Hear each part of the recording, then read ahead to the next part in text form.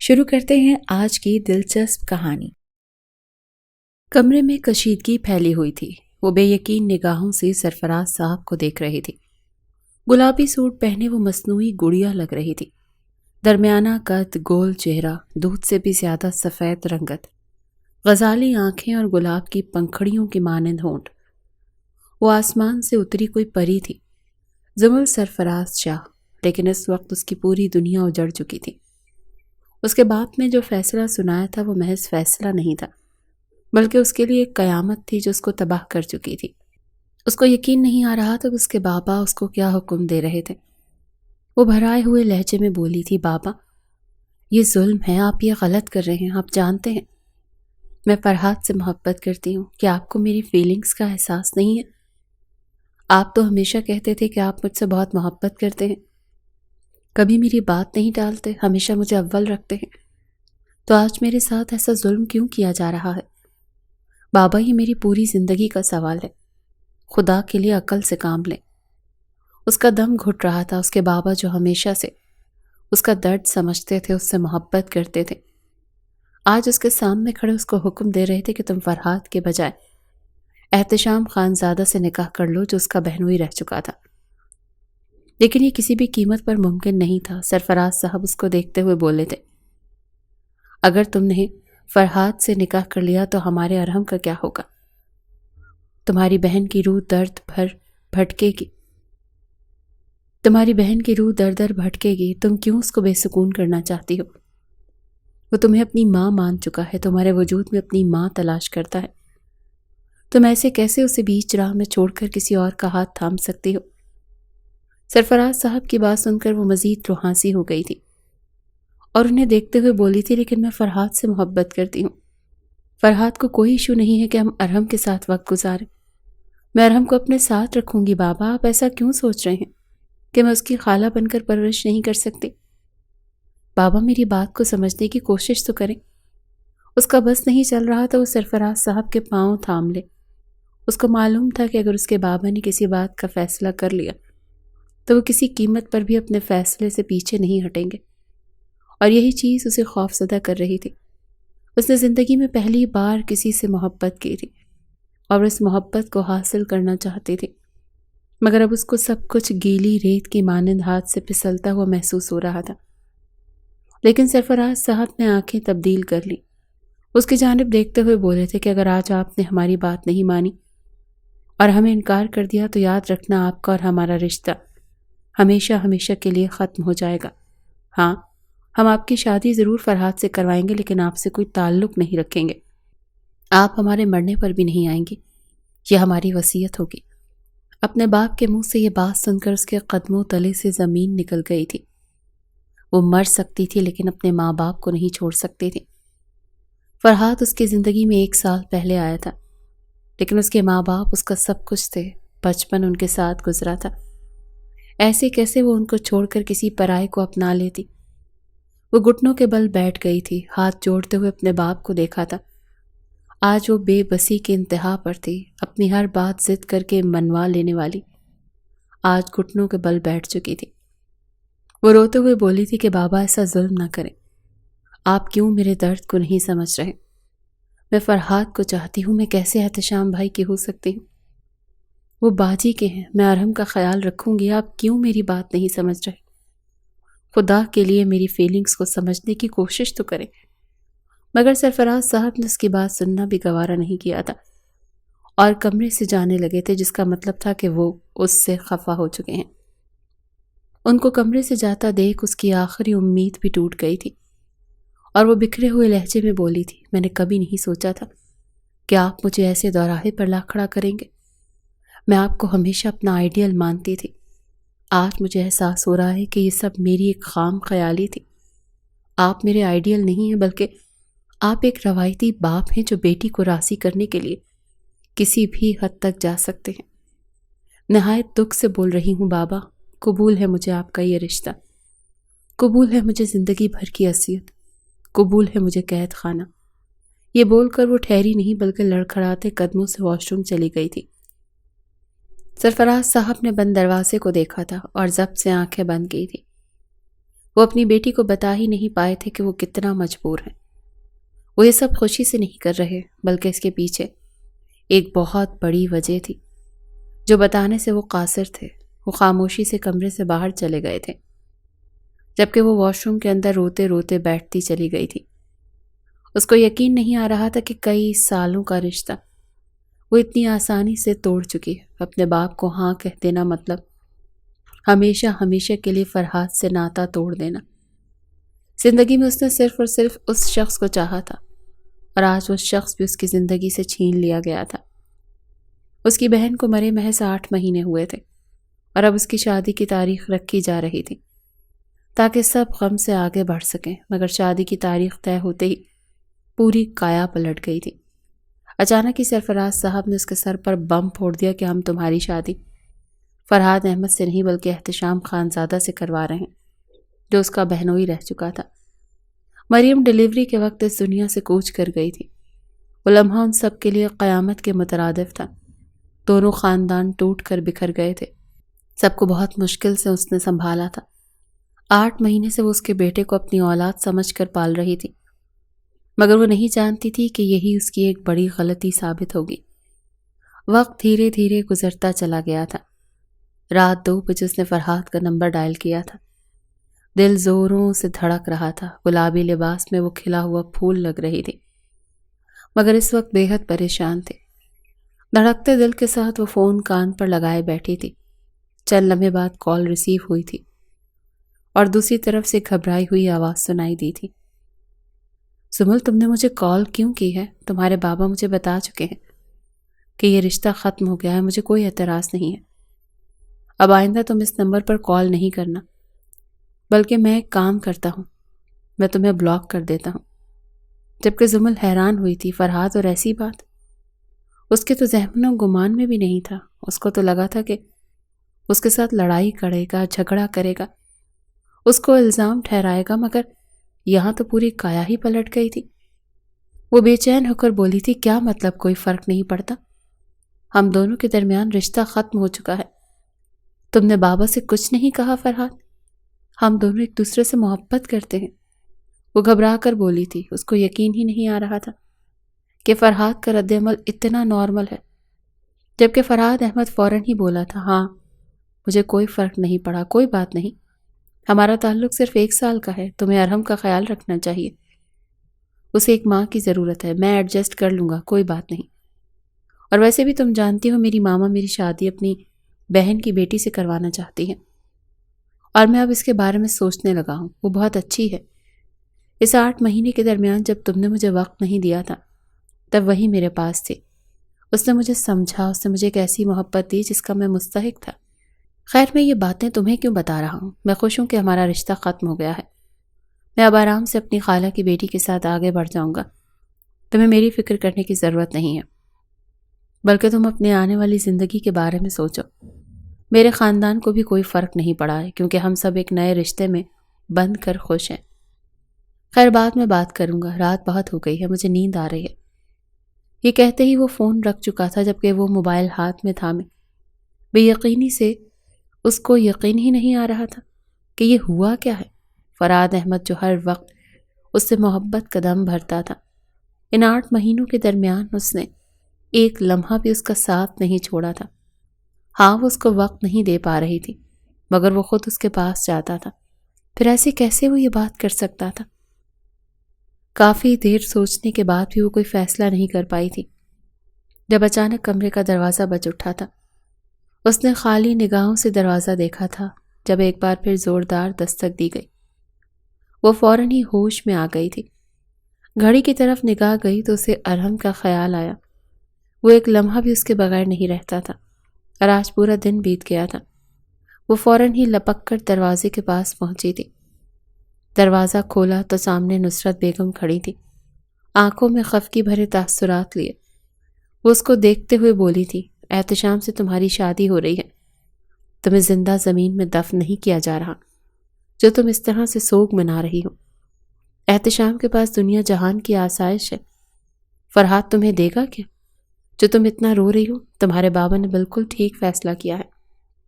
اب میں یہ تماشا مزید برداشت نہیں کروں گی۔ جو فیصلہ ہو چکا اسے خوشی خوشی قبول کرو اور زندگی میں آگے بڑھو۔ بے وجہ کا روگ پال لیا ہے اور ہم سب کو پریشان کیا ہوا ہے، اور ہم دوپہر سے تمہارے لیے بلک بلک کر رو رہا ہے، لیکن تمہیں بالکل احساس نہیں ہے۔ نصرت بیگم اس کو سخت سنا کر ارحم کی اس کو گود میں ڈال کر چلی گئی تھی، جبکہ اس کی آنکھوں سے بھل بھل آنسو بہنا شروع ہو گئے تھے۔ وہ 20 سال کی تھی، مگر ان چند دنوں میں ہی اس کو اپنی عمر کافی زیادہ لگنے لگی تھی۔ اس نے معصوم سے ارحم کو دیکھا، جو اس کی گود میں آتے ہی رونا بھول کر اس کے خوبصورت چہرے کو تک رہا تھا۔ یکدم اس میں اسے اپنی بہن کا عکس نظر آیا تھا، اور وہ بے ساختہ اس کے ماتھے پر محبت بھرا بوسہ دے گئی تھی اور اس کو اپنے وجود میں پیوست کیے بلک بلک کر رونے لگی تھی۔ اس کا سانس دھمکنی کی مانند چل رہا تھا۔ اس کو یقین نہیں آ رہا تھا کہ اس کی زندگی اس طرح سے تبدیل ہو گئی ہے۔ محض ایک ہفتے میں پوری کایا ہی پلٹ چکی تھی۔ جس انسان کے اس نے کئی دنوں سے خواب سجائے تھے، وہی شخص اس کو فون کر کے بول رہا تھا کہ اس رشتے کے ختم ہونے سے اسے کوئی فرق ہی نہیں پڑا۔ یہی بات تھی کہ اس کا دل پھٹنے کے قریب آ گیا تھا۔ دروازہ بند کر کے وہ دروازے کے ساتھ ہی لگتی چلی گئی تھی۔ اس نے ارحم کے خوبصورت چہرے کو دیکھا تھا اور پھر بے اختیار اس کا چہرہ چومنے لگی تھی۔ ایک لمحے کے لیے اس کے دل میں ارحم کے لیے نفرت پیدا ہوئی تھی کہ محض اس بچی کی وجہ سے اس کے خواب ادھورے رہ گئے، مگر اس کا چہرہ دیکھ وہ سب کچھ بھول گئی تھی۔ اس سب میں اس بچے کا کیا قصور ہے؟ وہ تو ابھی کسی کے اصل لمس سے بھی آشنا نہیں تھا۔ اس معصوم کو تو یہ بھی معلوم نہیں تھا کہ اس کی سگی ماں اس دنیا میں نہیں ہے، وہ مر چکی ہے، اور یہ خیال ہی زمل کی آنکھوں میں ایک بار پھر آنسو لے آیا تھا۔ بہن کی موت نے اسے توڑ کر رکھ دیا تھا۔ بس ایک احساس تھا جو اس کو جینے کی امید دے رہا تھا، اور وہ احساس بھی آج دم توڑ گیا تھا۔ اس نے ارحم کو کافی دیر تک اپنے سینے سے ہی لگائے رکھا تھا۔ کئی بار وہ اس کی پکڑ سے رو پڑتا تھا، تو کئی بار اس کا ہی سہارا بن کر اس کے چہرے پر اپنے چھوٹے چھوٹے ہاتھ مارنے لگتا تھا۔ کافی دیر بعد اس کو ہوش آیا تھا، اور پھر وہ ارحم کو لیے بستر پر چلی گئی تھی۔ اس کو دودھ پلا کر اس نے سلا دیا تھا، اور خود بھی اس کے برابر میں ہی لیٹ کر دھیرے دھیرے اس کو تھپکنے لگی تھی۔ یہ احساس ہی سہانے روح تھا کہ اب سب ختم ہو چکا ہے، اور محض ایک ہفتے کے بعد اس کی زندگی ایک نیا رخ لے گی۔ وقت دھیرے دھیرے گزرتا جا رہا تھا۔ نکاح میں محض ایک دن رہ گیا تھا۔ آج وہ احتشام خان زادہ کے ساتھ شاپنگ کرنے جانے والی تھی۔ اس کی اماں نے ہی صبح اس کو اس بات کا حکم سنایا تھا کہ شام تمہیں احتشام لینے کے لیے آئے گا، کل نکاح کا جوڑا اور دیگر سامان تمہیں دلائے گا، تم تیار رہنا۔ اس نے سوچ لیا تھا کہ آج کی ملاقات میں وہ احتشام سے بات کرے گی، اس کو سمجھانے کی کوشش کرے گی کہ وہ ارحم کی خالہ بن کر بھی اس کا خیال رکھ سکتی ہے، اس کے ساتھ ایسا ظلم نہ کیا جائے۔ وہ اس کی بیوی نہیں بننا چاہتی۔ اس نے کبھی اسے اس نظر سے دیکھا ہی نہیں ہے، مگر وہ جانتی نہیں تھی کہ یہ سب کچھ کسی اور کا منصوبہ نہیں، بلکہ احتشام خان زادہ کا ہی منصوبہ تھا۔ شام 5 بجے ایک سیاہ چمچماتی مرسڈیز اس کے گھر کے آگے آ کے رکی تھی۔ وہ گاڑی کے اندر ہی بیٹھا ہوا تھا جب ایک گارڈ نے فوراً ان کے گھر کے دروازے پر دستک دی۔ پہلی دستک پر ہی نصرت بیگم نے دروازہ کھول دیا تھا۔ وہ اس کے ہی انتظار میں تھی۔ اس کی گاڑی کو دیکھ کر ان کی آنکھیں ایک لمحے کے لیے چمک اٹھی، مگر پھر اچانک ہی انہیں اپنی مریم کا خیال آیا تھا۔ وہ ماں تھی، پہلی اولاد ہر ماں کو عزیز ہوتی ہے۔ لمحے بھر میں ہی ان کا دل بسیج گیا تھا۔ دل کیا وہ دھاڑے مار مار کر روئیں، مگر وہ جانتی تھی کہ احتشام خان زادہ کو یہ تماشا بالکل پسند نہیں۔ گارڈ انہیں دیکھتے ہوئے احترام سے بولا تھا، بیگم صاحبہ، بابا اور چھوٹی میڈم کو بلائیں، صاحب نے ایک امپورٹنٹ میٹنگ کے لیے بھی جانا ہے، ہمیں دیر ہو رہی ہے۔ انہوں نے سر کو ہلکی سی جنبش دی تھی اور فوراً ہی اندر چلی گئی تھی۔ وہ لاؤنج میں ہی ارحم کو تھام کر بیٹھی تھی۔ ماں کو آتا دیکھ کر وہ اپنی جگہ سے کھڑی ہو گئی تھی۔ وہ زمل کو دیکھتے ہوئے عجلت میں بولی، جلدی جاؤ، ان کو دیر ہو رہی ہے۔ اور دیکھو زمل، کوئی بھی الٹی سیدھی بات نہیں کرنا۔ تم جانتی ہو احتشام بیٹے کو فضول گوئی کرنے والے لوگ بالکل پسند نہیں۔ مریم نے بھی کئی بار مجھے یہ بات بتائی تھی کہ وہ زیادہ بولنے والے لوگوں کو پسند نہیں کرتا۔ اس کے ساتھ کوئی بھی الٹی سیدھی بات نہیں کرنا، بلکہ اس کے ساتھ اچھے سے برتاؤ کرنا۔ وہ بھی بہت بڑے دکھ میں ہے اور اب ایک دکھ سے باہر نکل رہا ہے، تو تم اس کی سہارا بنو، نہ کہ اس کے لیے ایک اور دکھ کھڑا کر دینا۔ زمل نے سر کو ہلکی سی جنبش دی تھی اور خاموشی سے باہر آئی تھی۔ اس کی سیاہ چمچماتی مرسیڈیز کو دیکھ کر ایک لمحے کے لیے اس کے دل میں خیال پیدا ہوا تھا کہ وہ اس سے یہ بات نہیں کرتی، زندگی آسائش میں گزرے گی، مگر جب اس کی نگاہ احتشام خانزادہ پر پڑی تو لمحے میں اس کا ارادہ تبدیل ہو گیا تھا۔ اس نے ہمیشہ سے احتشام بھائی کہا تھا، کبھی اس کو اس نگاہ سے نہیں دیکھا تھا۔ ہاں، وہ اس کی پرسنالٹی سے بے حد متاثر تھی، مگر اس کو شوہر بنا لینا اس کے بس سے باہر تھا۔ وہ خاموشی سے اس کی گاڑی میں بیٹھ گئی تھی۔ گاڑی میں ایک خوبصورت خوشبو پھیلی ہوئی تھی۔ اس نے گردن موڑ کر احتشام خانزادہ کو دیکھا تو ایک لمحے کے لیے دل دھڑکنا بھول گیا تھا۔ وہ بلا کا حسین تھا۔ اس کی شخصیت بے حد متاثر کن تھی۔ اونچا، لمبا، دراز قد، چوڑی جسامت، پھیلے ہوئے شانے، وہ کسی ریاست کا شہزادہ معلوم ہوتا تھا۔ گرے پینٹ کوٹ پہنے وہ کافی جاذب نظر آ رہا تھا۔ چند لمحے بعد اچانک اس نے بلند آواز میں سلام کیا تھا، جبکہ زمل یکدم گڑبڑا گئی تھی۔ وہ اپنی نظروں کے زاویے کو تبدیل کر کے دھیمی آواز میں سلام کا جواب دینے لگی۔ وہ گاڑی سٹارٹ کرتے ہوئے سوالیہ بولا تھا، کیسا ہے ارحم؟ رات کو آنٹی بتا رہی تھی کافی زیادہ رو رہا تھا، طبیعت وغیرہ تو ٹھیک ہے؟ اگر نہیں تو ہم ڈاکٹر کے پاس چلیں، وہ ایک فکر مند باپ کی حیثیت سے بولا تھا، جبکہ زمل سر کو نفی میں ہلاتے ہوئے بولی تھی، نہیں بھائی، طبیعت خراب نہیں ہے، بس کل اس کے پیٹ میں درد ہو رہا تھا، میں نے اس کو دوائی دی ہے، اب کافی بہتر ہے۔ جبکہ بھائی لفظ سن کر احتشام خانزادہ کے چہرے کے زاویے خطرناک حد تک تبدیل ہوئے تھے، مگر وہ نظر انداز کیے گاڑی شاپنگ مال کی طرف روانہ کر چکا تھا۔ چند لمحے میں خاموشی چھائی رہی تھی۔ احتشام خانزادہ کا روب تھا کہ وہ ایک لفظ نہیں بول پائی تھی، ورنہ گھر سے سوچ کر آئی تھی کہ وہ اس کے ساتھ بیٹھ کر تفصیل سے بات کرے گی، اس کو اپنی تکلیف بتائے گی کہ وہ فرحات کے بغیر نہیں رہ سکتی، مگر اب اس کے سامنے آنے کے بعد اس کے منہ سے ایک لفظ بھی برآمد نہیں ہو رہا تھا۔ مریم کی شادی کے بعد بھی وہ احتشام سے بات نہیں کرتی تھی۔ محض سلام دعا کے بعد وہ تو اس کے سامنے آتی بھی نہیں تھی۔ ان دونوں کی شادی کو پورا 1.5 سال کا عرصہ بیت گیا تھا، لیکن اس 1.5 سال کے درمیان وہ محض ایک بار اپنی بہن کے گھر آئی تھی، اور اس کے بعد تو اس نے اپنی بہن کے گھر کا رخ بھی نہیں کیا تھا۔ وجہ محض احتشام خانزادہ کی شخصیت تھی۔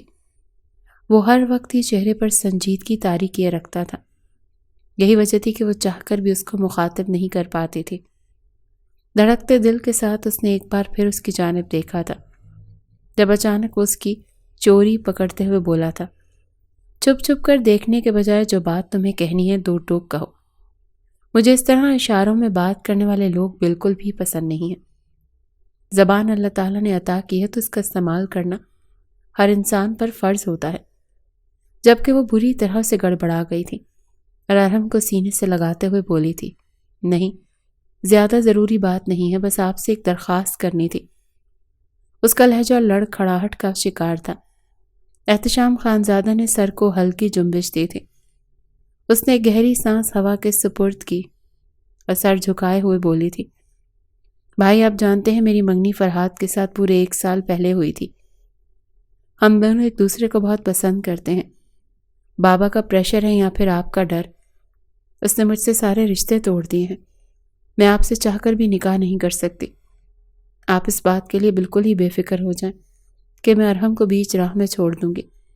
اگر آپ کسی اور سے نکاح بھی کر لیں گے تب بھی میں ارحم کو اپنا بیٹا مان کر پالوں گی۔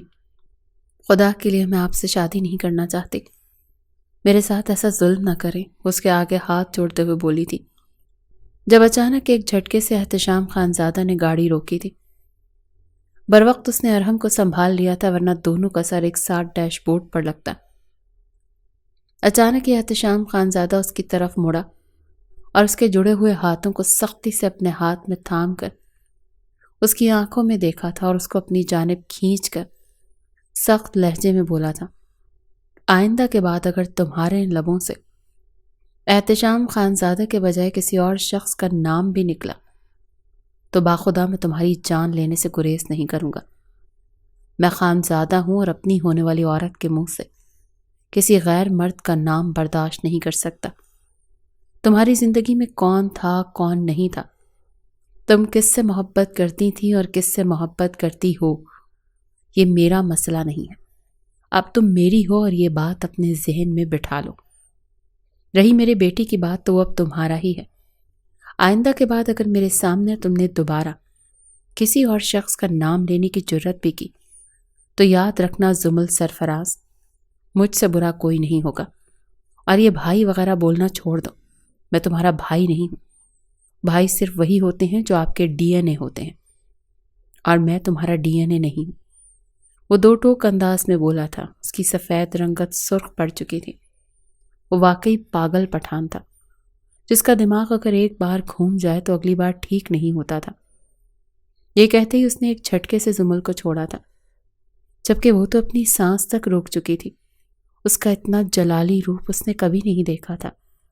ہاں، اپنی بہن کے منہ سے اس کے غصے کی داستانیں سن چکی تھی، مگر آج اپنی آنکھوں سے اس کا غصہ دیکھ وہ تھر تھر کانپنا شروع ہو گئی تھی۔ آنکھوں سے بھل بھل آنسو بہنا شروع ہو گئے تھے۔ اس کی اونچی آواز سے ارحم بھی چیخ چیخ کر رونے لگا تھا، جبکہ احتشام خانزادہ دونوں کی طرف سے کان لپیٹ کر گاڑی ڈرائیو کرنے میں مصروف ہو گیا تھا۔ تقریباً 2 گھنٹے اس نے شاپنگ مال میں گزارے تھے۔ وہ اس کے غصے سے اتنا خوفزدہ ہو گئی تھی کہ اسے تو کچھ سمجھ ہی نہیں آیا تھا۔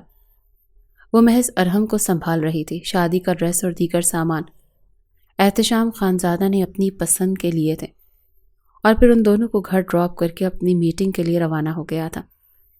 وقت اور تیزی سے گزرا تھا اور آج نکاح کا دن بھی آن پہنچا تھا۔ وہ جو ہمیشہ سے فرحات کے ہی خواب دیکھتی آئی تھی، آج احتشام خانزادہ سے نکاح کرنے والی تھی۔ یہ خیال ہی اس کی جان لینے کے لیے کافی تھا۔ تھوڑی دیر مزید گزری تھی جب بارات آنے کا شور اٹھ گیا۔ گھر میں ہی سادگی سے نکاح طے پایا تھا۔ تھوڑی دیر بعد ہی اس کی ماں، اس کے بابا، مولوی صاحب اور گواہ کمرے میں داخل ہوئے تھے۔ گھونگھٹ لیے وہ خاموشی سے سر جھکا کر بیٹھی ہوئی تھی۔ اس کی ایک کزن اس کے برابر میں ہی ارحم کو گود میں تھامے کھڑی تھی۔ وہ مسلسل زمل کے پاس جانے کے لیے لپک رہا تھا، مگر ابھی یہ وقت مناسب نہیں تھا۔ چند لمحے بعد مولوی صاحب کی گمبھیر آواز کمرے میں گونجی تھی، زمل سرفراز شاہ، آپ کا نکاح احتشام خانزادہ ول کبیر خانزادہ سے طے پایا ہے۔ کیا آپ کو یہ نکاح قبول ہے؟ یہ الفاظ نہیں گویا اس کے لیے کوئی پگھلا ہوا سیسا تھے۔ اس نے ضبط سے آنکھیں میچی تھی۔ وہ جانتی تھی کہ آج قبول ہے بولنے کے علاوہ وہ کچھ نہیں کر سکتے، مگر وہ اس بات سے بھی واقف تھی کہ اگر آج اس نے احتشام خانزادہ سے نکاح کر لیا تو وہ ساری زندگی کے لیے ایک ایسے رشتے میں بندھ جائے گی جس کے لیے وہ مکمل طور پر تیار نہیں تھی۔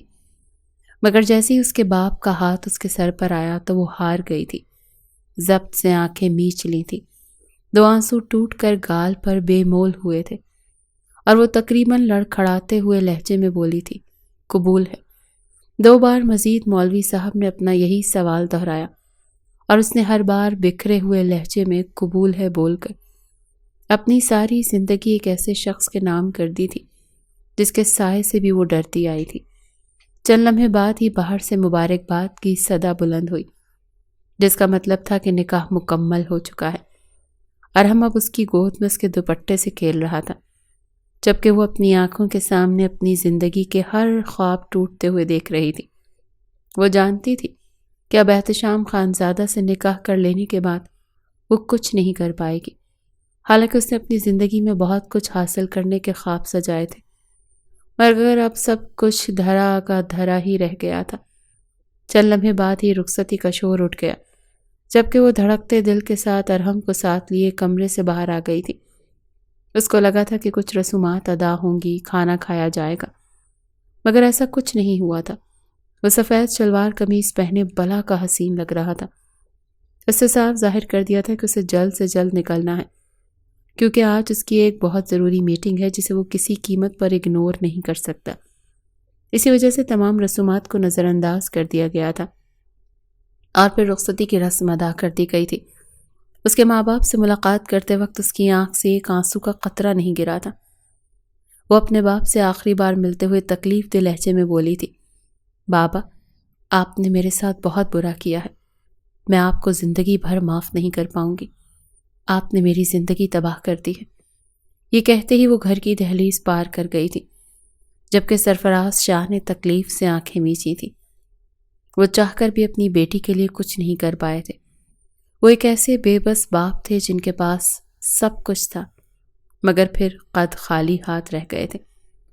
گاڑی میں مکمل سناٹے کا بسیرا تھا۔ وہ پچھلی نشست پر سر جھکائے بیٹھی تھی، ارحم اس کی گود میں اب سو چکا تھا۔ اسٹیئرنگ وہیل احتشام خانزادہ نے ہی سنبھالا ہوا تھا۔ ایک مختصر مسافت کے بعد گاڑی ایک عالیشان بنگلے کے سامنے رکی تھی۔ احتشام خانزادہ محض بزنس ٹائکون نہیں بلکہ ایک وڈیرا بھی تھا۔ اس کے گاؤں میں دیگر زمینیں تھیں۔ محض اپنے شوق کی خاطر وہ شہر میں آباد تھا۔ گاڑی بنگلے کے پورچ میں روکتے وہ سرد لہجے میں بولا تھا، ارحم کو لے کر اندر جاؤ، ملازمہ تمہیں میرے کمرے تک پہنچا دے گی۔ اس کا ڈائپر وغیرہ چینج کرو، اور تم بھی ایزی ہو جانا، میں رات کو تھوڑا لیٹ آؤں گا۔ اور ہاں، میرا انتظار کرنا، سونے کی ضرورت نہیں ہے۔ میں کوئی فلمی ڈرامہ رچانا نہیں چاہتا۔ جو میاں بیوی کے درمیان رشتہ ہوتا ہے، ہمارے درمیان بھی وہی رشتہ ہوگا۔ اس بات کو اپنے ذہن میں بٹھا لینا اور اپنے آپ کو ہر چیز کے لیے تیار کر لینا۔ مجھے کسی بھی قسم کا ڈرامہ نہیں چاہیے۔ وہ شیشے میں اس کا عکس دیکھتے ہوئے صاف گوئی سے بولا تھا، جبکہ اس نے گھبرا کر اس کے چہرے کو دیکھا تھا اور پھر ارحم کو سنبھالتے ہوئے گاڑی سے اتر گئی تھی۔ اس کی اتنی صاف گوئی پر اس کا دل دھڑکنا بھول گیا تھا۔ شرم سے اس کے گال سرخ انگارہ ہو رہے تھے۔ اس کو بالکل اندازہ نہیں تھا کہ احتشام خانزادہ اس سے اس نوعیت کی بات کرے گا۔ ان دونوں کی گاڑی سے اترتے ہی احتشام نے گاڑی ریورس کی تھی اور پھر وہ سیدھا آفس کی طرف بڑھ گیا تھا، جبکہ وہ دھڑکتے دل کے ساتھ بنگلے کے اندرونی حصے کی جانب بڑھی تھی۔ جیسے ہی اس نے اندر قدم رکھا تو چمچماتا ہوا لاؤنج اس کی نظروں کے سامنے تھا۔ کچھ دنوں پہلے یہ گھر اس کی بہن کا تھا، مگر اب وہ اس گھر کی مالکن تھی۔ یہ احساس ہی اس کے لیے تکلیف دے رہا تھا۔ اس نے ارحم کو اچھے سے سنبھال لیا۔ جب دو ملازمہ اس کے پاس بھاگ کر آئی تھیں، ایک ملازمہ ہاتھ پھیلائے ہوئے بولی تھی، لائیں ارحم، بابا کو مجھے دے دیں، میں انہیں سنبھال لیتی ہوں دلہن۔ جبکہ یہ الفاظ نہ جانے کیوں اسے تیزاب کی مانند لگا تھا۔ وہ سر نفی میں ہلاتے ہوئے بولی، نہیں، ضرورت نہیں، میں ارحم کو سنبھال سکتی ہوں، بس آپ یہ بیگ پکڑ لیں۔ وہ ارحم کا بیگ اس کی طرف بڑھاتے ہوئے بولی تو ایک ملازمہ نم لہجے میں بولی تھی، پلیز ایک بار دے دیں، اس بچے کو دیکھ کر ہمیں ہماری مریم بی بی کی یاد آ رہی ہے۔ جتنے پیار سے وہ ہم سب کے ساتھ رہتی تھی، ان کا وہ پیار ہم بھول نہیں پاتے۔ اکثر اوقات وہ اپنے پیٹ پر ہاتھ رکھ کر بولتی تھی، اگر میں زندہ نہیں رہ پائی تو تم سب میرے بچے کا خیال رکھنا، کبھی بھی اس کو تکلیف نہ دینا، اور اگر میرے خان کبھی کسی دوسری عورت کو بیاہ کر لے آئیں تو ہمیشہ میرے بچے کو اپنی آغوش میں چھپانا۔ مگر شکر ہے صاحب نے مریم بی بی کی بہن سے ہی شادی کی، ورنہ تو مریم بی بی ہمیشہ بے سکون رہتی۔ سمل کی آنکھوں میں آنسو آ گئے تھے اپنی بہن کے بارے میں ایسے الفاظ سن کر۔ اس کا دل تڑپ اٹھا تھا۔ اس نے کانپتے ہاتھوں سے ارحم کو اس ملازمہ کی طرف بڑھا دیا تھا، جبکہ وہ دونوں ملازمہ اس کو ایسے چوم رہی تھی جیسے وہ کوئی نایاب تحفہ ہو۔ وہ نم آنکھوں سے یہ منظر دیکھ رہی تھی۔ بے شک کچھ لوگ دنیا میں ایسے ہوتے ہیں جن کے چلے جانے کے بعد بھی ان کی پرچھائیاں دنیا میں رہ جاتی ہیں۔ لوگ ان کے اچھے اعمال سے ان کو یاد رکھتے ہیں۔ اچھے اعمال یہ نہیں ہوتے کہ آپ نے چند پیسے کسی کو دے دیے، کسی کے گھر راشن ڈلوا دیا یا پھر کسی کی مالی مدد کر دی۔ اچھے اعمال تو چند الفاظ بھی ہوتے ہیں کہ آپ نے کسی غریب کے ساتھ محبت کے دو بول بول دیے، پیسے سے نہ صحیح بلکہ اپنے ہاتھوں سے اس کی خدمت کر دی۔ یہی چند اچھے اعمال ہوتے ہیں جو انسان کے مرنے کے بعد بھی اگلا یاد رکھتا ہے۔ چند لمحے بعد وہ ملازمہ اس کو احتشام خانزادہ کے کمرے میں پہنچا کر چلی گئی تھی۔ سامنے ہی مریم کی تصویر لگی ہوئی تھی جسے اس نے نم آنکھوں سے دیکھا تھا۔ ارحم کو بستر پر لٹا کر وہ تصویر کے بہت پاس آ گئی تھی اور اس کی تصویر کو چھوتے ہوئے وہ نم لہجے میں بولی تھی، باجی کہاں چلی گئی ہو آپ؟ دیکھو آپ کی گڑیا کتنی تکلیف برداشت کر رہی ہے۔ آپ جانتی ہو نا میں فرحات کو کتنا چاہتی تھی، لیکن آج سب کچھ گیلی ریت کی مانند پھسل چکا ہے۔ میں نے کبھی تصور بھی نہیں کیا تھا کہ میں آپ کی جگہ آ کر کھڑی ہو جاؤں گی۔ ہاں، بچپن سے آپ کی اترن پہنی تھی، لیکن میں نے کبھی نہیں سوچا تھا کہ آپ کا شوہر بھی مجھے مل جائے گا۔ یہ کہتے ہی وہ پھوٹ پھوٹ کر رونے لگی تھی۔ وہ اپنا درد کسی کو بیان نہیں کر پا رہی تھی، بس اندر ہی اندر گھٹتی جا رہی تھی۔ اس نے گردن موڑ کر بستر پر کھیلتے ارحم کو دیکھا تو نہ جانے کیوں سے ایک بار پھر اپنی بے بسی یاد آئی تھی۔ وہ تڑپ کر اس کے پاس آئی تھی، اس کے ماتھے پر پیار کرتے ہوئے بولی، ہمیشہ اپنی خالہ کی اس قربانی کو یاد رکھنا، کبھی مجھے دھوکہ نہ دینا۔ میں نے تمہاری خاطر سب کچھ چھوڑ دیا ارحم، تم مجھے کبھی نہیں چھوڑنا۔ اس دنیا میں اگر کوئی وجود ہے جو مجھے سکون دیتا ہے تو وہ صرف تمہارا وجود ہے۔ اس بات کو ہمیشہ یاد رکھنا کہ تمہاری خالہ تم سے بہت محبت کرتی ہے۔ یہ کہتے ہی اس نے ارحم کو دونوں آنکھوں کو چوما تھا۔ کافی دیر تک وہ اس سے سرگوشی میں باتیں کرتی رہی تھی اور پھر گہری سانس لے کر اپنی جگہ سے کھڑی ہو گئی تھی۔ وہ جانتی تھی کہ اب کچھ تبدیل نہیں ہو سکتا، اب جیسا ہے اس کو ویسا ہی سنبھالنا ہوگا۔ اس نے خاموشی سے اس کا ڈائپر چینج کیا تھا، کپڑے وغیرہ تبدیل کر کے اسے دودھ پلایا تھا اور پھر اس کو تھپکی دیتے سلا دیا تھا۔ اب اس کا ارادہ بھی کپڑے تبدیل کرنے کا تھا۔ بیگ اس کا دروازے کے پاس رکھا ہوا تھا۔ وہ جانتی تھی کہ ڈریسنگ روم میں مریم کے کپڑے بھی موجود ہوں گے، مگر فی الحال وہ ایک بار پھر کسی تکلیف میں مبتلا نہیں ہونا چاہتی تھی۔ اسی لیے اپنا ہی ایک آرام دہ لباس نکال کر واش روم چلی گئی تھی۔ کپڑے وغیرہ تبدیل کر کر باہر آئی تو گھڑی 10 کا ہنسا بجا رہی تھی۔ وہ جانتی تھی کہ ابھی تھوڑی دیر بعد ہی احتشام خانزادہ آ جائے گا، اور جس طرح اس نے اس پر حکم صادر کیا تھا کہ اپنے آپ کو ہر چیز کے لیے تیار رکھنا، یہ بات سوچ سوچ کر ہی اس کی جان ہوا ہو رہی تھی، اور وہ دعا کر رہی تھی کہ وہ جب واپس لوٹ کر آئے تو اس کا ارادہ تبدیل ہو جائے، کیونکہ ابھی وہ کسی بھی رشتے کو بڑھاوا دینے کی حالت میں ہی نہیں تھی، مگر اس بات سے بھی واقف تھی کہ احتشام خانزادہ اپنی بات بول کر کبھی بھولتا نہیں ہے، اور جس چیز اس کی ہے اس پر حکومت قائم کرنا وہ اچھی طرح سے جانتا ہے۔ وقت دھیرے دھیرے گزرنا شروع ہو گیا۔ وہ بستر پر بیٹھی کافی دیر سے اس کا انتظار کر رہی تھی۔ اب اس پر غنود کی طاری ہونا شروع ہو گئی تھی۔ صبح 7 بجے کی جاگی اب رات کے 12 بجنے کے قریب آئے تھے۔ نیند آنا ایک معمولی سی بات تھی۔ چند لمحے مزید گزرے جب کمرے کا دروازہ کھلا۔ وہ جو بھی ارحم کے برابر میں لیٹ کر سونے کا ارادہ رکھتی تھی، فوراً ہی چوکنا ہو کر بیٹھ گئی تھی۔ کمرے کے اندر داخل ہو کر احتشام خانزادہ نے ایک سخت نگاہ اس کے سادہ سے وجود پر ڈالی تھی، پھر اچانک سے اس کی طرف بڑھا، بنا اس کو سمجھنے کا موقع دیا، بغیر اس کا بازو سختی سے اپنے ہاتھ میں تھام کر اسے بستر سے گھسیٹ کر اتارا تھا، جبکہ وہ بے حس گڑیا کی طرح فوراً ہی اس کے بستر سے اٹھ گئی تھی۔ وہ اس کو جھنجھوڑتے ہوئے بولا تھا، آج تمہاری سہاگ رات ہے اور تم اس سادہ حسن کے ساتھ اپنے شوہر کے قریب آؤ گی۔ جبکہ اس کی بات سن کر اس کے طوطے اڑ گئے۔ اس نے تصور بھی نہیں کیا تھا کہ وہ اس سے اس طرح سے بات کرے گا۔ وہ اس کو دیکھتے ہوئے حکم صادر کرتے ہوئے بولا، ابھی کے ابھی محض 10 منٹ کے اندر اندر ڈریسنگ روم میں جاؤ اور تیار ہو کر باہر آؤ، ورنہ مجھ سے برا کوئی نہیں ہوگا۔ اس وقت تو کوئی ظالم شوہر نظر آ رہا تھا جسے صرف اور صرف اپنی خواہش کی تکمیل چاہیے تھی۔ اس نے نم آنکھوں سے احتشام خانزادہ کو دیکھا تھا اور پھر خاموشی سے اپنے قدم گھسیٹ کر ڈریسنگ روم میں آ گئی تھی۔ دل تو کیا کہ دھاڑے مار مار کر روئے۔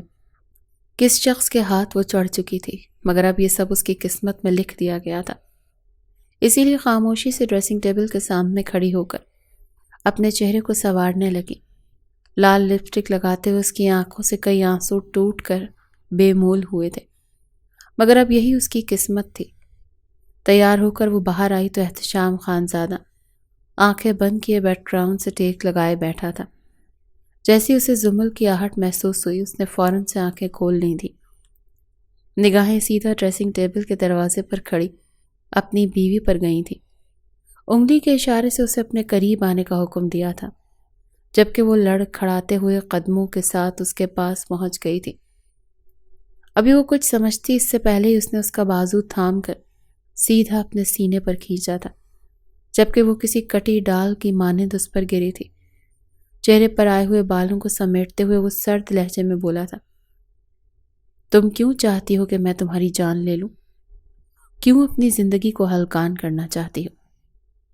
یہ کہتے کہتے اچانک سے اس نے اس کے بالوں کو سختی سے اپنے ہاتھ کے شکنجے میں دبوچ لیا تھا اور اس کا چہرہ اپنے چہرے کے قریب کرتے ہوئے سوالیہ لہجے میں بولا تھا، سچ سچ بتاؤ کیا چاہتی ہو تم؟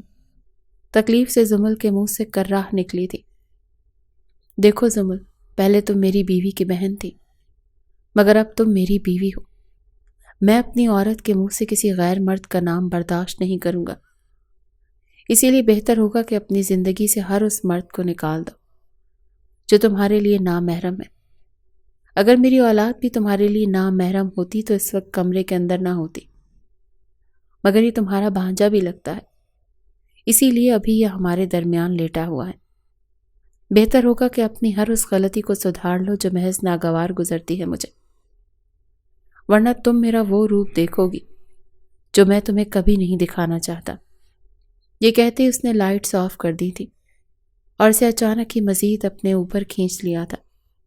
زمل نے ضبط سے آنکھیں بند کر لیں۔ وہ جانتی تھی کہ وہ اسے روک نہیں سکتی، یہ اس کا جائز حق تھا، مگر ابھی وہ ذہنی طور پر ان سب چیزوں کے لیے تیار نہیں تھی۔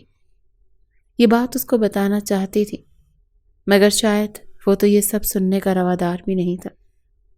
وقت دھیرے دھیرے گزرنے لگا تھا، رات قطرہ قطرہ کر کے پگھلتی جا رہی تھی۔ کئی بار زمل کا دل کیا کہ وہ سب چھوڑ چھاڑ کر اس گھر سے کہیں دور چلی جائے، مگر اب وہ بے بس تھی۔ لمحہ بلمحہ احتشام خانزادہ نے اس پر یہ بات ظاہر کر دی تھی کہ وہ اس کی ملکیت ہے اور اب وہ کسی اور کی ہونے کا تصور بھی نہیں کر سکتی، اور اس بات کو تو زمل احتشام خانزادہ نے آج قبول کر ہی لیا تھا کہ وہ واقعی ایک ایسے شخص کے نام ہو گئی ہے جو پاگل پن میں اس کی جان بھی لے سکتا ہے۔ اسی لیے اس نے دل ہی دل میں طے کر لیا تھا کہ وہ مر جائے گی، مگر اب کسی قیمت پر بھی اس گھر میں فرحات کا نام نہیں لے گی۔ وہ سمجھ چکی تھی کہ اس کمرے کے اندر بھی کیمرہ تھا، جبھی وہ جان گیا تھا کہ آج اس نے فرحات کا نام لیا ہے۔ اگلی صبح کا سورج پوری آب و تاب سے چمکا تھا۔ 2 سے 3 بار رات کے درمیان ارحم جاگا تھا، مگر وہ اتنی آرام سے اسے سنبھال چکی تھی کہ 1-2 بار احتشام خانزادہ بھی حیران تھا، مگر پھر سر جھٹک کر سو گیا تھا۔ صبح کا سورج ایک نئی امید کے ساتھ روشن ہوا تھا۔ وہ ارحم کو لیے واش روم کی طرف بڑھ رہی تھی تاکہ اس کا منہ دھلا کر ناشتہ کروا سکے۔ ہاں، وہ 8 مہینے کا تھا، مگر اس نے چھوٹے پن سے ہی اس کا منہ صبح سویرے ہی واش کرنے کی عادت ڈالی تھی۔ اس وجہ سے جب تک وہ اس کا منہ ہاتھ نہیں واش کرواتی تھی تب تک وہ سکون سے نہیں بیٹھتا تھا۔ ہاتھ منہ واش کروا کے جب وہ باہر آئی، احتشام خانزادہ بھی جاگ گیا تھا۔ اس کو دیکھتے ہوئے حکم صادر کرنے والے انداز میں بولا تھا، میں نہانے جا رہا ہوں، میرے کپڑے وغیرہ نکالو اور بریک فاسٹ کمرے میں ہی منگواؤ، ہم ساتھ ناشتہ کریں گے۔ یہ بول کر وہ واش روم چلا گیا تھا، جبکہ وہ پریشان ہو چکی تھی کہ وہ کون سے کپڑے پہنے گا، مگر خاموشی سے ڈریسنگ روم کی طرف بڑھ گئی۔ ارحم بھی اس کے ساتھ ہی موجود تھا۔ اس کے لیے بلیک کوٹ پینٹ نکال کر اس نے آئرن سٹینڈ پر رکھ دیا تھا۔ فوراً ہی ارحم کو دوسرے ہاتھ سے دودھ پلانے لگی تھی۔ یہ کام اس سے ایک ساتھ نہیں ہو رہے تھے، اس کو اب پریشانی ہونے لگی تھی۔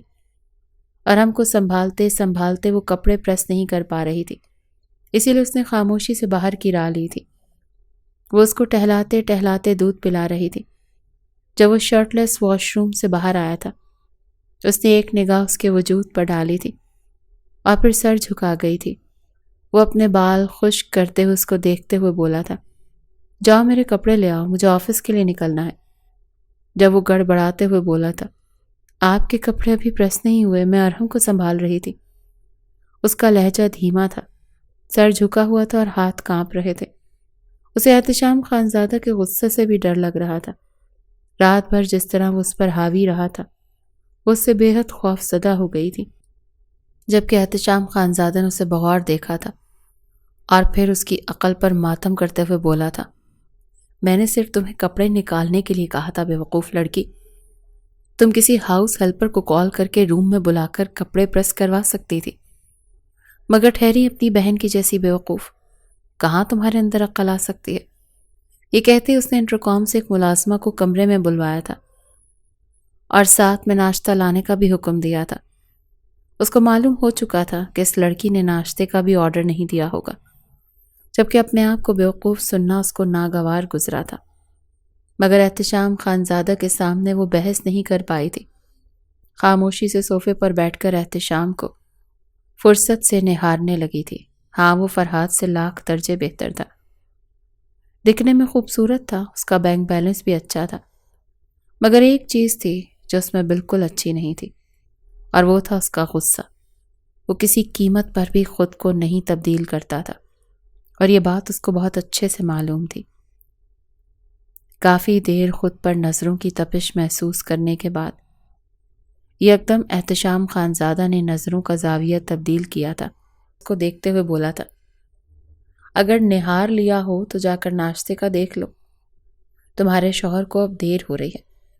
وہ چبا چبا کر بولا تو وہ گڑبڑا کر اپنی جگہ سے کھڑی ہوئی تھی اور فوراً ہی کمرے سے باہر نکلی تھی۔ صبح سویرے ہی وہ اس پر ایسے حکم صادر کر رہا تھا جیسے وہ پرانی دلہن ہو، حالانکہ وہ ایک دن کی دلہن تھی۔ وہ نیچے پہنچی تو فوراً ہی ناشتے کی ٹرے اوپر لے جانے کے لیے ملازمہ کھڑی ہوئی تھی، جبکہ وہ اس کو دیکھتے ہوئے بولی تھی، جلدی کریں پلیز، ورنہ یہ صاحب میرا سر کھا جائیں گے۔ آپ کے صاحب کیا ہر وقت سر پر ہی سوار رہتے ہیں؟ وہ پریشان ہو کر بولی تو دو ملازماؤں نے مسکرا کر اسے دیکھا اور پھر اس کو ساتھ لیے اوپر کی طرف بڑھ گئیں۔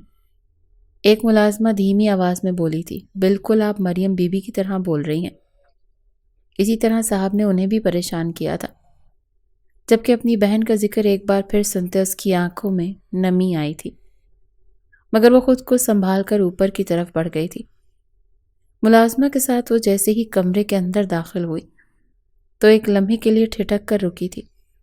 وہ بلیک پینٹ کوٹ میں بلا کا حسین لگ رہا تھا۔ یہ بات تو حقیقت تھی کہ اس کے نصیب میں جو شخص آیا تھا قدرت نے اسے بڑی ہی فرصت سے بنایا تھا۔ ملازمہ دھیمی آواز میں سلام کرتے فوراً ٹرے میز پر سجا کر باہر جا چکی تھی، جبکہ وہ اب ارحم کے کھلونوں کے ساتھ مصروف کر کے ناشتے کی میز ٹھیک کر رہی تھی۔ وہ صوفے پر آ کر بیٹھ گیا تھا، جبکہ وہ بالکل اس کے پاؤں کے قریب بیٹھی اس کے لیے چائے بنا رہی تھی، جبکہ اچانک اس نے اس کو بازو سے تھاما تھا اور اسے اٹھاتے ہوئے اپنے برابر میں بٹھایا تھا۔ وہ تھوڑا سا پریشان ہو کر اسے دیکھنے لگی۔ اچانک ہی وہ اس کے ہاتھ سے چائے لے کر خود بنانے لگا۔ اس کو تو یقین ہی نہیں آ رہا تھا کہ احتشام خانزادہ کام کر رہا ہے، بھلا وہ رئیس زادہ ہل کر پانی نہیں پیتا تھا اور اب وہ اس کے لیے چائے بنا رہا تھا۔ یہ بات اس کے لیے واقعی حیران کر دینے کے لیے کافی تھی۔ وہ اس کے آگے چائے رکھتے ہوئے بولا تھا، حیران ہونے کی ضرورت نہیں ہے، اتنے کام مجھے بھی آتے ہیں۔ میں جانتا ہوں تمہارے لیے یہ سب کچھ آسان نہیں ہے۔ میں تم سے اس دن ہی بات کرنا چاہتا تھا جس دن میں تمہیں شاپنگ پر لے کر گیا تھا، مگر تم نے فرحاد کا نام لے کر میرا موڈ آف کر دیا تھا۔ خیر، اب اس شخص کا ذکر ہم دونوں کے درمیان نہیں آنا چاہیے۔ میں تم سے اپنی بات کروں گا۔ میں جانتا ہوں تم تھوڑی اداس ہو کیونکہ تمہاری شادی کسی اور سے ہو رہی تھی، لیکن پھر بیچ میں نے مداخلت کر لی۔ خیر، میں تمہیں اس آدمی کے بارے میں ہی کچھ بتانا چاہتا ہوں۔ فرحاد احمد ایک ایسی فیلڈ سے تعلق رکھتا ہے جہاں پر عورتوں کو فروخت کیا جاتا ہے۔ میں تمہارے ساتھ زیادہ ڈیٹیل میں بات نہیں کروں گا، بس اتنا بتانا چاہتا ہوں کہ مجھے بھی اس دن ہی فرحاد کے بارے میں علم ہوا تھا جس دن تمہاری تاریخ طے کی گئی تھی۔ مریم تم سے بہت محبت کرتی تھی۔ شادی کے بعد میں اس کے منہ سے کسی اور کا نام بھی برداشت نہیں کرتا تھا، وہ لڑکی ہو یا لڑکا، یہاں تک کہ میں تمہارا نام سننا بھی گوارا نہیں کرتا تھا۔ مگر اس نے مجھ سے ایک بات کہی تھی، ہمیشہ آپ یاد رکھنا، میرے لیے سب دوسرے نمبر پر ہو سکتے ہیں، لیکن میری بہن میرے لیے ہمیشہ پہلے نمبر پر ہے۔ یعنی میں نے تم سے یہ شادی کی ہے تو صرف مریم کی وجہ سے اور اس کی اولاد کی وجہ سے، مگر ہاں، اگر تم چاہتی ہو کہ ہم دونوں کے درمیان ایک گہرا تعلق بن جائے تو محض مجھ سے اور میرے بیٹے سے محبت کر لینا، ہمارے ساتھ مخلص رہنا، کبھی مجھے دھوکہ نہیں دینا، تم ہمیشہ مجھے اپنے قدموں میں پاؤ گی۔ میں خانزادہ ہو کر تم سے ایسی بات بول رہا ہوں، جبکہ فرحاد احمد کے بارے میں سن کر اس کے ہوش اڑ گئے تھے۔ ہاں، اس کو یہ بات تو معلوم تھی کہ فرحاد کسی فیلڈ سے تعلق رکھتا ہے، کاروبار کے ساتھ ساتھ وہ کسی ادارے سے بھی منسلک ہے، مگر اسے بالکل اس بات کا علم نہیں تھا کہ وہ اتنا گھٹیا کام کرتا ہوگا۔ اس کی آنکھوں میں آنسو آ گئے تھے جب اچانک احتشام خانزادہ نے اسے اپنے قریب کر لیا تھا۔ اس کے آنسو اپنے لبوں سے چنتے ہوئے وہ بہت ہی پیار سے بولا تھا، میں نے ابھی تمہیں کہا ہے کہ کسی تیسرے کا خیال بھی اپنے ذہن میں نہ لاؤ، میرے اور میرے بیٹے کے بارے میں سوچو۔ تم کیوں کسی ایسے شخص کے بارے میں سوچ کر خود کو تکلیف پہنچا رہی ہو جو تمہارے قابل ہی نہیں تھا، جبکہ اب اس کو رونا سسکیوں میں تبدیل ہو گیا تھا۔ اچانک ہی وہ احتشام خانزادہ کے سینے سے لگ گئی تھی، جبکہ احتشام نے اسے بہت ہی پیار سے اپنی باہوں میں سمیٹ لیا تھا۔ رات بھر وہ جو اس کے قریب رہا تھا محض اس کی قربت حاصل کرنے کے لیے نہیں رہا تھا، بلکہ اسے اپنا بنانے کے لیے رہا تھا۔ اس نے پہلا محبت کا بیج بو دیا تھا اور پھر آغاز محبت ہو گیا تھا۔ وقت دھیرے دھیرے گزرنے لگا تھا۔ ان کی شادی کو پورے 2 مہینے کا عرصہ بیت گیا تھا۔ آج وہ اپنے گھر جانے والی تھی۔ یہ احساس اسے بہت خوش کن لگ رہا تھا۔ ارحم کو اس نے خوشی خوشی تیار کیا تھا۔ اس کو لگا تھا کہ وہ ڈرائیور کے ساتھ جائے گی، مگر جب وہ پورچ میں پہنچی تو احتشام پہلے سے ہی وہاں پر آیا ہوا تھا۔ وہ اس کو دیکھ کر حیران رہ گئی۔ احتشام خانزادہ لمحہ بلمحہ اس کو اس بات کا احساس دلاتا تھا کہ اس کے لیے اس کی فیملی کتنی ضروری ہے۔ وہ جیسے ہی گاڑی میں بیٹھی تو وہ مسکرا کر بولا تھا، آپ کو کیا لگا کہ میں اپنی بیوی اور اپنے بیٹے کو پہلی بار مائکے اکیلے جانے دوں گا؟ ایسا تو بالکل ہی ناممکن ہے۔ جبکہ اس کے چہرے پر مسکراہٹ پھیل گئی تھی۔ اس کو دیکھتے ہوئے بولی تھی، میں نے کبھی سوچا بھی نہیں تھا کہ آپ مسکرا کر بھی بات کر سکتے ہیں۔ اس بار احتشام خانزادہ نے قہقہہ لگایا تھا اور اس کو دیکھتے ہوئے بولا تھا، جن سے ہم محبت کرتے ہیں ان کے لیے ہم خود کو تبدیل بھی کر لیتے ہیں۔ ہاں، بس فرق اتنا ہوتا ہے کہ سامنے سے بھی محبت ملے۔ جبکہ وہ مسکرا کر سر جھکا گئی تھی۔ ایک مختصر مسافت کے بعد وہ ان دونوں کو گھر کے سامنے چھوڑ کر آفس کے لیے روانہ ہو گیا تھا۔ جبکہ وہ گھر کے اندر داخل ہوئی تو سامنے ہی اس کے بابا بیٹھے ہوئے تھے۔ احتشام نے اسے بتایا تھا کہ یہ سب کچھ سرفراز صاحب اور اس کے درمیان کی منصوبہ بندی تھی۔ اس بارے میں صرف ان دونوں کو ہی معلوم تھا۔ وہ فوراً ہی اپنے باپ کے پاس پہنچ گئی تھی، جبکہ سرفراز صاحب حیران تھے۔ انہیں لگا تھا کہ احتشام نے اسے کچھ نہیں بتایا ہوگا، مگر احتشام نہ کبھی پہلے جھوٹ پر رشتے رکھتا تھا اور نہ اس نے اس بار رکھے تھے۔ وہ فوراً ہی اپنے بابا کے سینے سے لگ گئی تھی اور ان کو دیکھتے ہوئے بولی تھی، بابا آپ بہت برے ہیں۔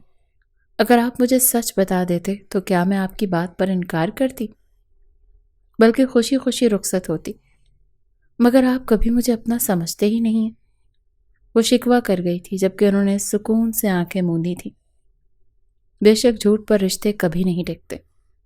انسان کو ہمیشہ سچ سے رشتوں کی شروعات کرنی چاہیے، ورنہ ہمیشہ ایک ایسی دراڑ رشتوں میں پیدا ہو جاتی ہے جو کبھی ٹھیک نہیں ہو سکتی۔ اور ویسے بھی جوڑے تو آسمانوں پر بنتے ہیں، رب جو چاہے وہ کرتے ہیں، کوئی اس کے اعمال سے واقف نہیں ہوتا۔ میں امید کرتی ہوں کہ آپ کو ہماری آج کی کہانی پسند آئی ہوگی۔ اگر کہانی پسند آئی ہے تو ہمارے چینل کو لائک اور سبسکرائب کر لیجئے اور کامنٹ سیکشن میں اپنی رائے کا اظہار ضرور کیجیے گا۔ شکریہ۔